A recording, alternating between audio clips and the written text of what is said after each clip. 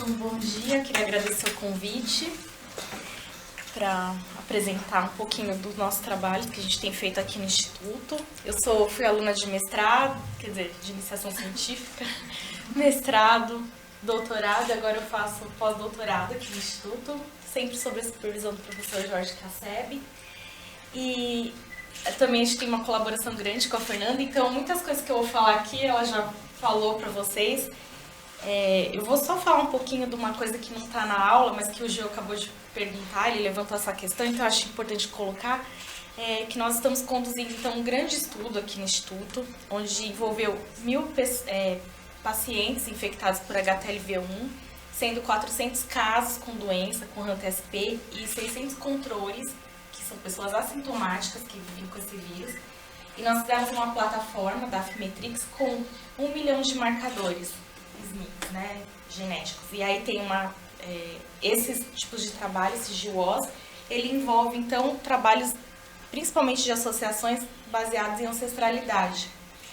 Eu ainda não tenho esses dados, agora a gente vai analisar com uma colaboração na Universidade de Kyoto, no Japão, e na Universidade Católica em Leuven, na Bélgica. Então, e lá também a gente vai fazer um ensaio funcional, que foi a grande crítica, né, para saber se realmente essas associações elas têm uma relação com a via biológica do indivíduo.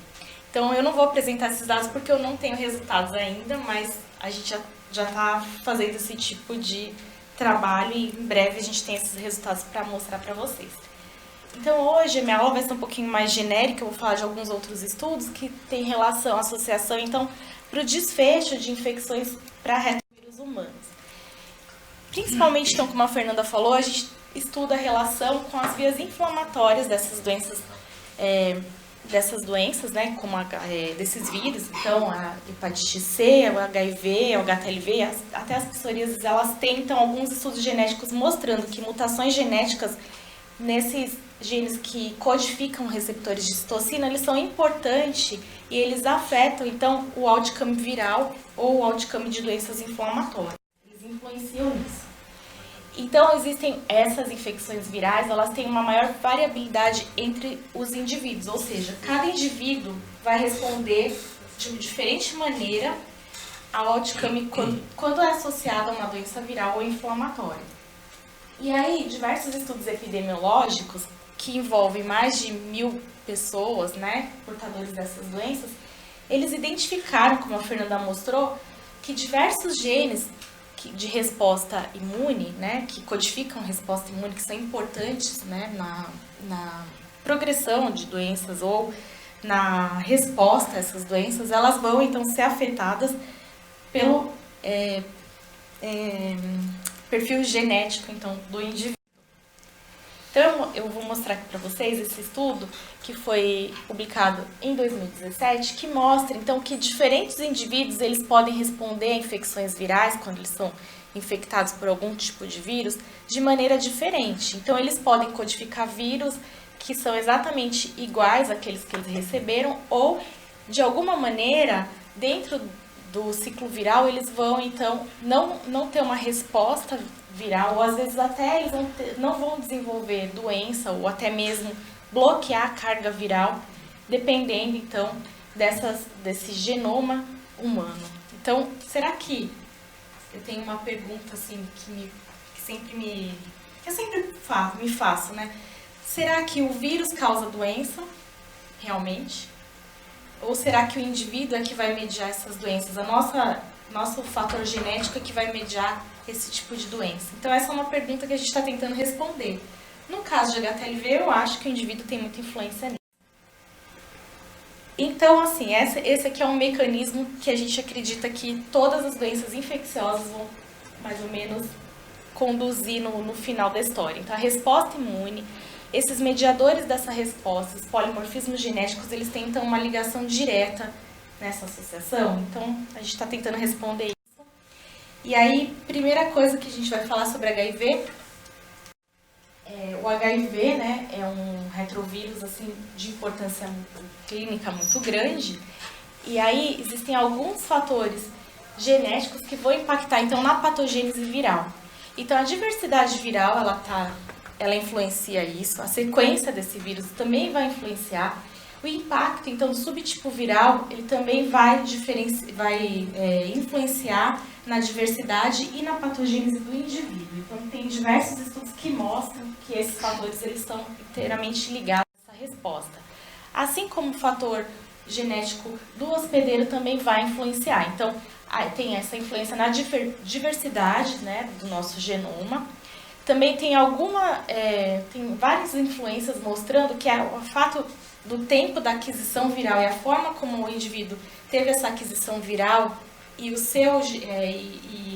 a sua resposta genética, imune principalmente, também vai influir no curso da doença. Assim como também o indivíduo ele pode ter uma mediação, fazer uma mediação diferente da carga viral, dependendo do seu indivíduo. Então, a gente tem casos de progressores para HIV que são lentos ou que eles acabam não progredindo para a doença, e a gente sabe que o fator genético é o que vai mediar essa resposta aqui.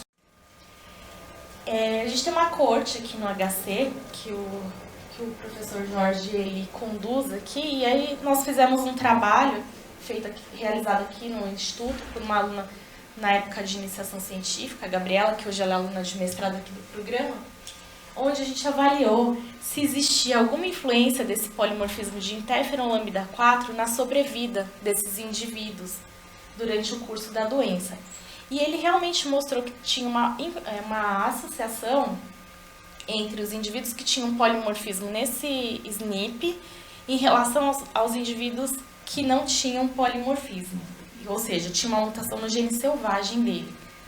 E essa probabilidade, e no curso da doença, a gente analisou, essa corte ela tem 30 anos de acompanhamento, então a gente tinha os dados, né, de carga viral, por exemplo, durante esses 30 anos, e a gente conseguiu avaliar que o polimorfismo ele vai influenciar nesse curso, ou seja, quem tem esse polimorfismo no 917, ele tem uma sobrevida maior e a carga viral dele acaba sendo maior também em relação aos indivíduos que não tinham essa mutação. Esse trabalho ele foi submetido e a gente está esperando, então, uma resposta ainda não está publicada. Outro fator importante hoje relacionado à infecção pelo HIV são as demências associadas ao vírus, né? Então, hoje, o curso da doença ela mudou muito, né, em relação ao passado. Então, hoje se sabe que existem muitos indivíduos, cerca de 50% dos indivíduos, eles apresentam, então, a REND, que é a demência associada ao HIV.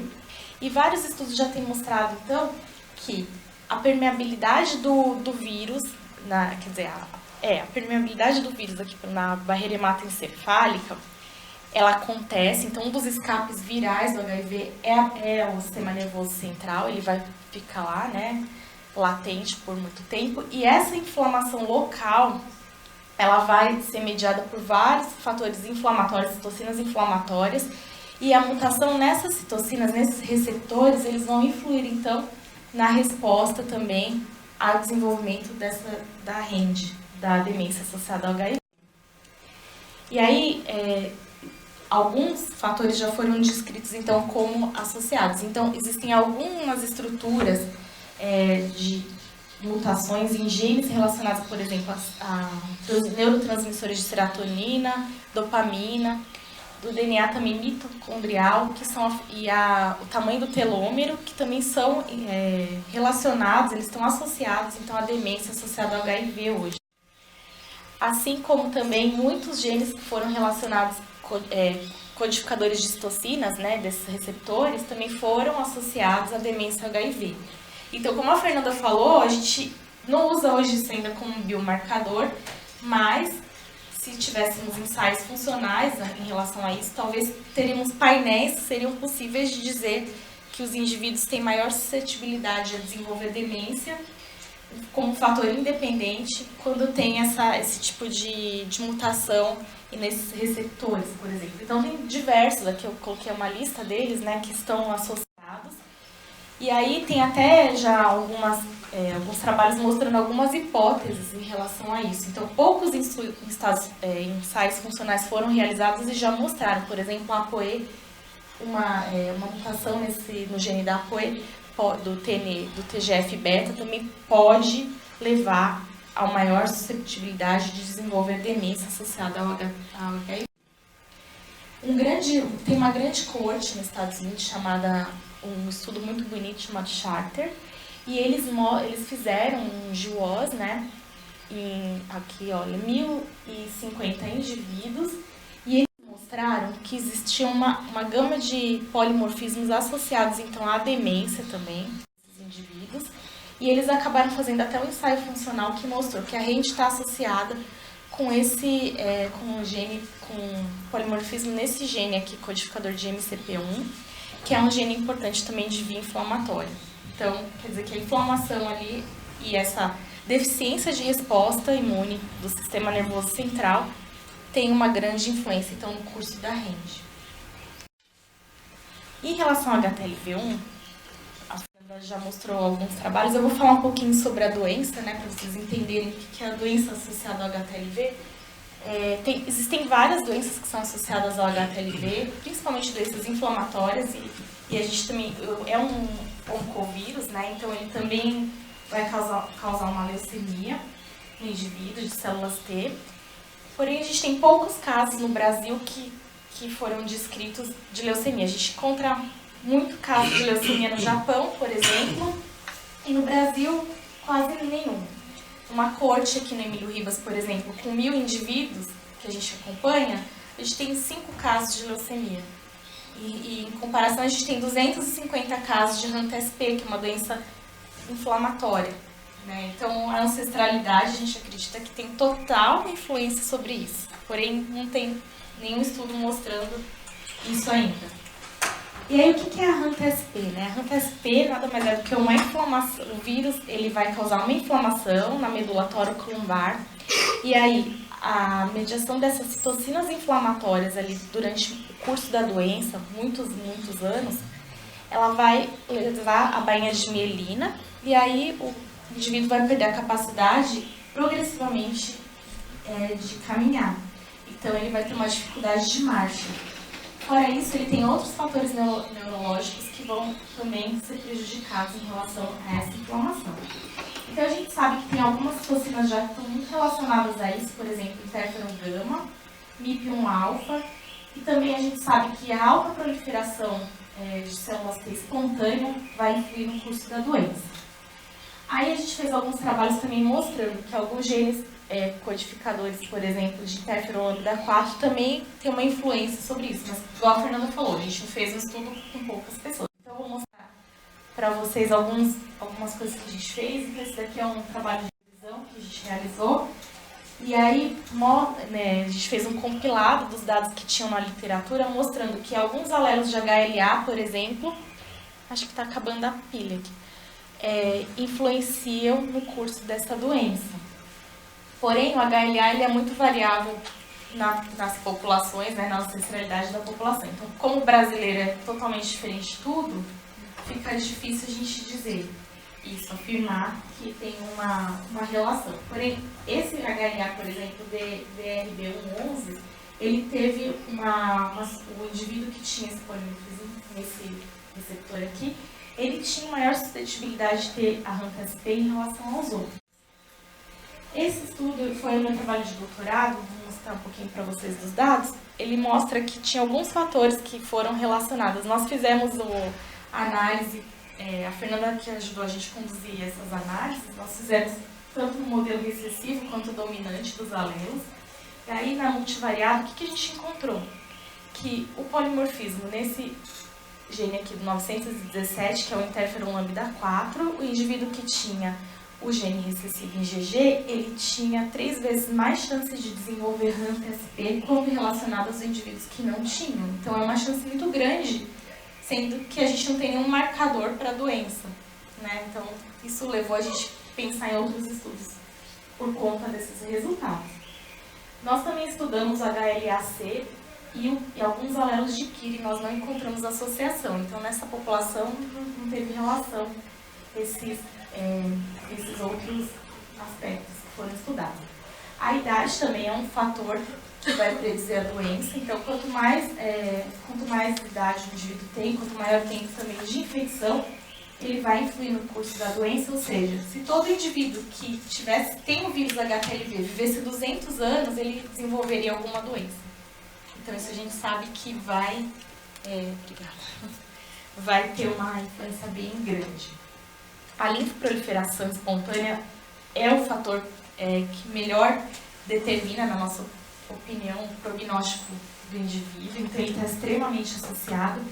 E a carga proviral, apesar de ser no mundo inteiro, né, o teste mais feito e que melhor se apresenta, e todo mundo fala que tem uma grande relação, ele tem realmente uma relação, mas ele é um fator independente. Então, independente se o indivíduo vai ter ou não HANT-SP, a carga proviral ela é aumentada.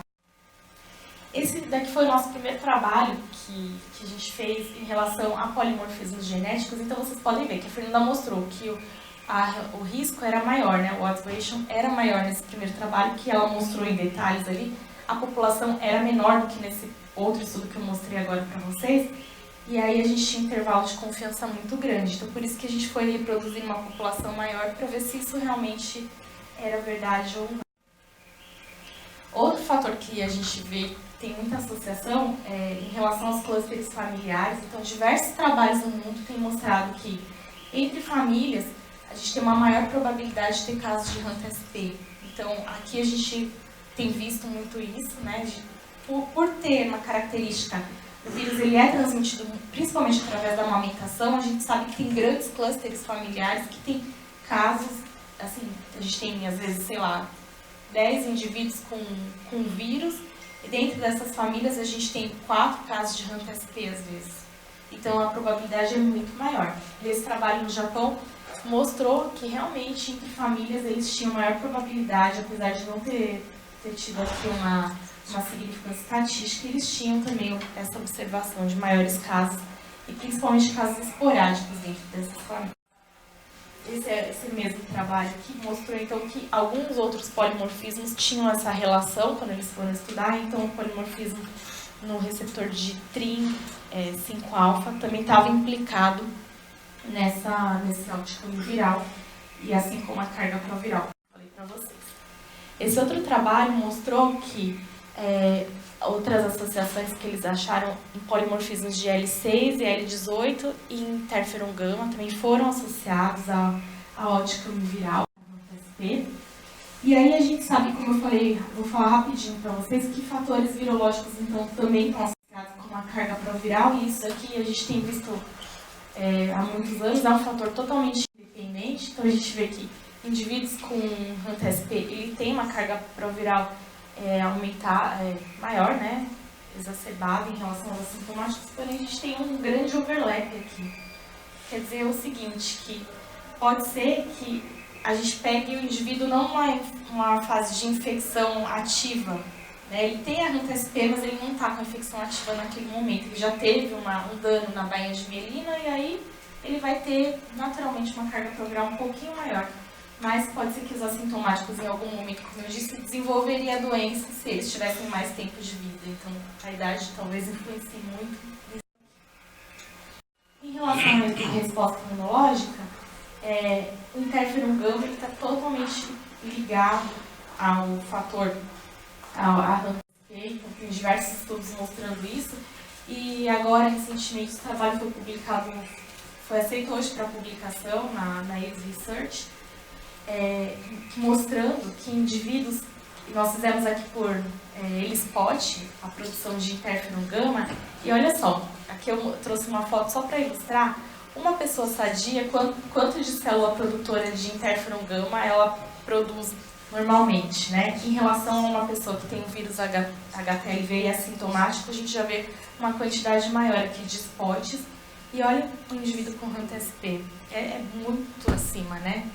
Eu não mostrei aqui, mas agora, recentemente, a gente descobriu que tem um grupo aqui no meio, uma pseudodoença relacionada ao HTLV, e ele fica exatamente aqui no meio. Então, foi um trabalho que a gente publicou esse ano, mostrando que tem uma síndrome intermediária relacionada à doença, que é a HTLV. É uma nova manifestação da doença que a gente conseguiu associar. Outros fatores imunológicos que também foram associados é a alta produção de HANTs e MIP1. E aí a linfoproliferação é o GIL, é o pai dessa técnica aqui no nosso laboratório. Eu cito ele toda vez. Ele é o artigo dele mais citado, eu acho. Eu cito ele em todos os artigos aqui. E aí mostra que a linfoproliferação ela foi o melhor biomarcador até hoje para HANTA-SP. Até ontem, né? Até ontem, né? Porque a gente não pode fazer mais. Então, a gente acha que é o melhor teste. Vamos ver agora pelo que a gente vai substituir. E aqui coloquei aqui alguns pacientes que a gente fez, né? Que mostra que realmente quem tem HANTA-SP tem níveis maiores de proliferação. Ele é 17 vezes maior do que o assintomático. Então, basicamente a doença é essa, né? O linfócito infectado, ele vai ultrapassar a barreira hematoencefálica, ele vai causar uma inflamação local, e o interferon gama é a citocina que está maior relacionada, então, a esse dano na bainha de mielina que foi descrito até hoje. E leva a esse tipo de lesão aqui no final da história. Então, em resumo, né, a gente sabe que a HANTA-SP é uma doença multifatorial e a genética, ela está relacionada tanto ao controle da carga proviral, assim como ao aumento de risco para a doença, e isso foi descrito por diversos grupos no mundo. Então, esse trabalho que a gente está conduzindo agora vai responder isso, e ele também tem uma colaboração do Japão por conta de que eles conduziram o mesmo estudo lá, e esses estudos que eles conduziram em 2.000 pacientes, 1.000 com HANTA-SP e 1.000 assintomáticos. E eles não conseguiram ver a diferença por conta da ancestralidade. Então, como esse GWAS ele é baseado na ancestralidade, se você tem uma população extremamente igual, você não consegue fazer inferência. Então, a nossa população é que vai validar agora o estudo deles. Então, em breve a gente tem esses resultados. E é isso. Obrigada, gente.